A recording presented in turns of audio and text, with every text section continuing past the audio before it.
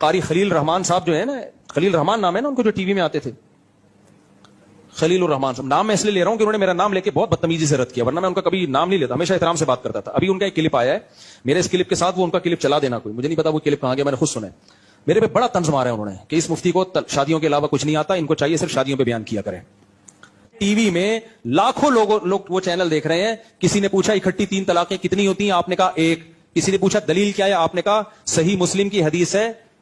یہ نے پوچھا کہ کیا دلیل ہے, تو محترم نے کہا کہ نبی صحیح مسلم میں آتا ہے, حضرت عبداللہ بن عباس کہتے ہیں نبی کے دور میں اکٹھی 3 طلاقیں ایک سمجھی جاتی تھی. میرا قاری صاحب سے سوال ہے کہ حضرت مجھے تو صرف شادیاں آتی ہیں, آپ کو شادیوں کے علاوہ بہت کچھ آتا ہے نا, تو آپ سے میرا مطالبہ ہے کہ صحیح مسلم میں اگر کوئی ایک ایسی حدیث دکھا دیں جس میں آتا ہو کہ نبی کے دور میں اکٹھی 3 طلاقیں ایک ہوتی تھیں, تو جو سزا آپ دینا چاہیں نا میں اس کے لیے تیار ہوں. ایسی کوئی حدیث اس کائنات میں موجود نہیں ہے.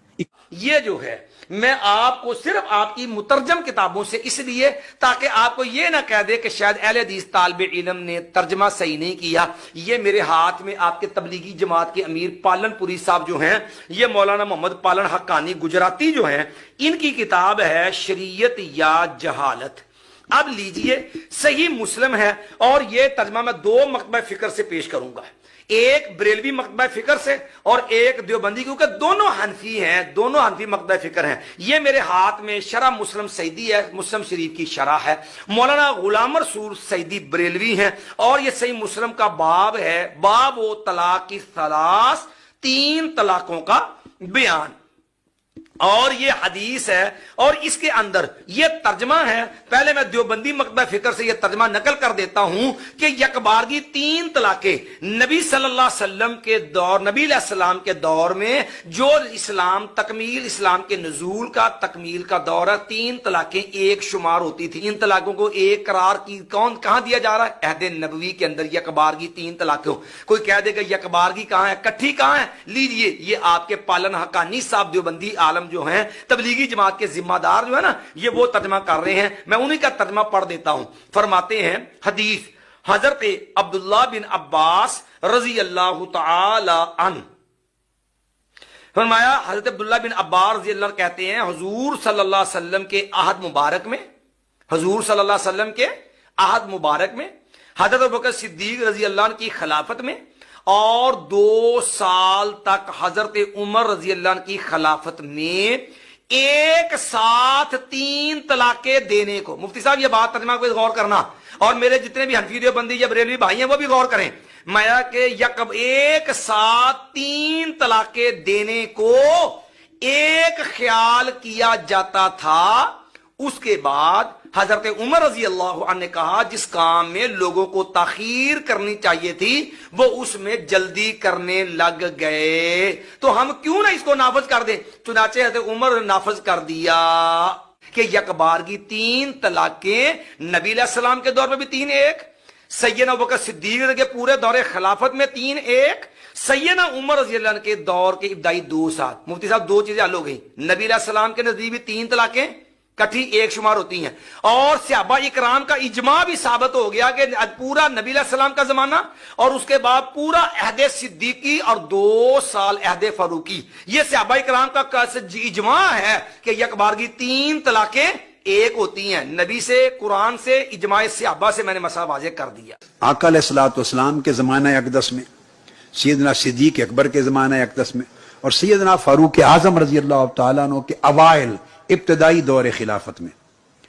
اگر کوئی شخص ایک ہی مجلس میں 3 طلاقیں کہہ دیتا تو وہ ایک شمار ہوتی تھی, ایک شمار ہوتی تھی. سیدنا فاروق اعظم رضی اللہ تعالیٰ عنہ کے عہد خلافت کے ابتدائی حصے میں بھی ایسا ہی تھا, اور آقا علیہ السلام کے زمانے اقدس سے ہی تھا. اب ایک ہی وقت میں اگر ایک انسان 3 دفعہ طلاق کا کہہ دے یا اس سے زیادہ دفعہ, وہ ایک طلاق شمار ہوگی. اور یہ رجعی ہے, جی بالکل, ہاں جی وہ طلاق رجعی ہے. اور جب ہم رجوع کرنا چاہیں گے اس کے لیے یہ نہیں ہے کہ شوہر اسے ہم بستری کرے, کوئی ایسا محبت بھرا جملہ بھی بول دے جس سے بیوی یہ سمجھے کہ یہ مجھ سے رجوع کر رہا ہے, تو وہ رجوع ثابت ہو جائے گا. اور پھر جب ہم کہتے ہیں کہ ایک ہی محفل میں 3 طلاقوں کے حوالے سے, یہ خود زمانہ رسالت صلی اللہ علیہ وآلہ وسلم میں دیکھیں, یہ حضرت ابوبکر رضی اللہ تعالیٰ عنہ کے زمانے میں دیکھیں, یا حضرت عمر رضی اللہ تعالیٰ عنہ کی خلافت کے ابتدائی 2 سالوں میں یہی طریقہ رائج تھا کہ جو 3 तलाकें थी वो एक ही तलाक शुमार होती थी। और इसी तरह मुस्नद अहमद इब्न हंबल के अंदर भी रिवायत मौजूद है, जनाब रुकाना सहाबी रसूल हैं, कि जब उन्होंने रसूल खुदा से कहा कि मैंने अपनी बीवी को 3 दफा तलाक कह दिया है और अब मैं खमसदा हूं, तो आपने फरमाया कि अभी भी ये एक ही तलाक शुमार होगी, क्या तुम उसकी तरफ रुजू करना चाहते हो? उन्होंने कहा जी हां। तो उसके बाद जो है वो एक तलाक शुमार होगी। तो लिहाजा ये जो सुन्नत तरीका है, ये जो हलाला के नाम पर मुख्तलिफ हलाला सेंटर्स खोले गए हैं, यानी ये सुन्नत के अगेंस्ट जा रहे हैं। तारिक मंसूद तुझे देवबंदी किताब से हवाला दे दिया, बरेलवी उलेमा से हवाला दे दिया, शिया राफजी से हवाला दे दिया कि 3 तलाक एक समय की एक ही होती है, मगर तुम बेगैरत को हलाला करके औरतों की इज्जत के साथ खेलना है तो तुम्हें दीन कहाँ समझ में आएगा। देख तेरे फतवे की वजह से कैसे औरत की इज्जत नीलाम होती है।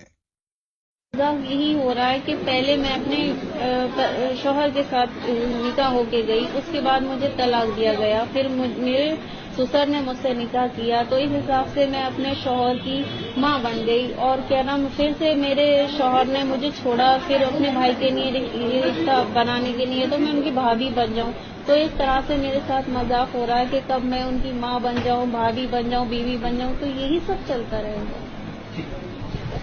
संक्षेप में पूरी बात बताइएगा, कब तक होगा, ठीक है? क्या नाम है आपका? मेरा नाम शबीना है। शबीना, क्या कहना चाह रही हैं, क्या हुआ आपके साथ? क्या हुआ तो आपके साथ कम शब्दों में बता दी भैया, चुप रहिए सर। मेरी शादी सन 2009 में हुई थी और उन लोगों ने ये बहाना रखा कि मुझे 2 साल तक औलाद नहीं हो। इसके बाद मेरे शौहर ने मुझे तलाक दे दिया।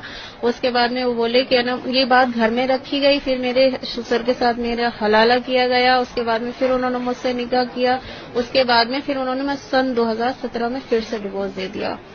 फिर मेरे घर वालों ने उनसे बात करी तो कह रहे कि हमारे भाई के साथ हलाला करें। तो मैं सबके लिए तो नहीं गई थी वहाँ, मैं अपने शौहर के साथ जो है रिश्ता वो कर सकती हूँ, लेकिन वो भाई के ये सभी के नहीं है। मेरे घर वालों ने इस चीज पे वो एतराज करा तो बोले इसे ले जाओ कि हम फालतू में से तोड़ी ना खिलाएंगे बिठाल के, बच्चे तो हो नहीं रहे इसके, इसको अपने घर लेके जाओ, नहीं है जान से मार देंगे। अब क्या चाहती हैं आप, क्या कानून बनना चाहिए? क्या कानून यही कि हम औरतें कोई मजाक तोड़ी ना है, तमाशा बना के रखा हुआ।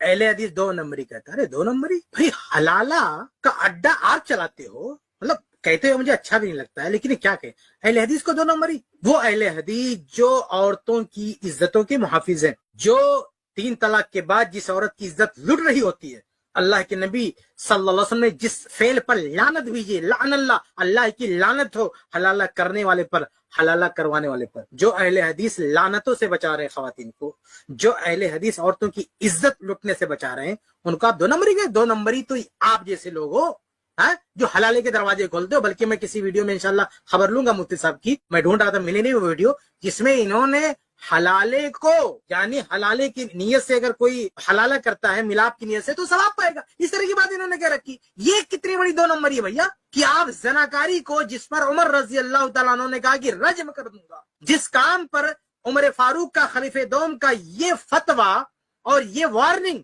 कि ऐसा अगर किसी ने किया तो उसे सजाए मौत दूंगा, डेथ पेनल्टी उसके लिए, उसको आप प्रमोट कर रहे हैं। तो 2 नंबरी अहले हदीस को बोल रहे हो। ज़िनाकारी को, बदकारी को प्रमोट करने वाले आप, उसको कार्य सवाब बताने वाले आप,